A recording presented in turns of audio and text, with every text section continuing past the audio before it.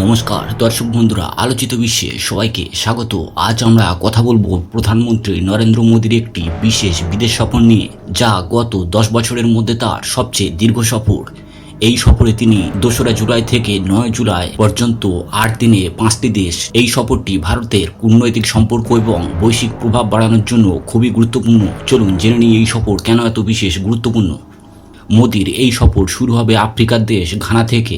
গত 30 বছরে কোনো ভারতীয় প্রধানমন্ত্রী ঘানা সফর করেননি।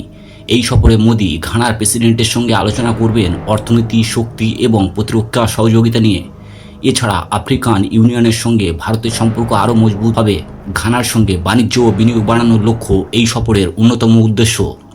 এরপর মোদি যাবেন ক্যারিবিয়ান দেশ ত্রিনিদাদ অ্যান্ড টোবাগো। এটি তার প্রথম সফর এই দেশে এবং 1999 সালের পর প্রথম প্রধানমন্ত্রী পর্যায়ের সফর। 2025 সালে ভারতীয় অভিবাসীদের এই দেশে আগমনের 180তম বার্ষিকী। মোদি এই ঐতিহাসিক সম্পর্ককে সম্মান জানাবেন। ভারত এই দেশে ইউপিআই প্ল্যাটফর্ম এবং কৃষি যন্ত্রপাতি সরবরাহ করছে, যা দুই দেশের সম্পর্ককে আরও গভীর করবে।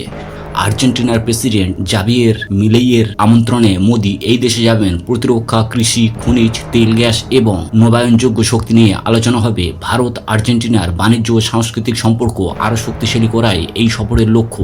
ব্রাজিলে মোদি 17তম ব্রিক্স শীর্ষ সম্মেলনে যোগ দেবেন।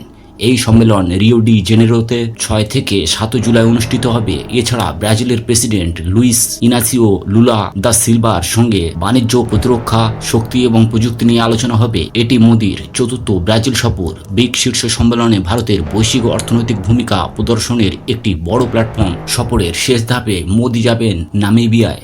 এটি তার প্রথম নামিবিয়া সফর এবং ভারত থেকে তৃতীয় প্রধানমন্ত্রী পর্যায়ের সফর। নামিবিয়ার প্রেসিডেন্টের সঙ্গে আলোচনার মাধ্যমে দুই দেশের সম্পর্ক আরও মজবুত হবে। এই সফর ভারতের গ্লোবাল সাউথের দেশগুলির সঙ্গে সম্পর্ক জোরদার করবে। আফ্রিকা, ক্যারিবিয়ান এবং লাতিন আমেরিকার দেশগুলির সঙ্গে বাণিজ্য, প্রতিরক্ষা এবং সাংস্কৃতিক সহযোগিতা বাড়ানোর লক্ষ্য এই সফরের মূল উদ্দেশ্য। ব্রিক্স শীর্ষ সম্মেলনে ভারতের ভূমিকা বিশ্বমঞ্চে আরও উজ্জ্বল হবে।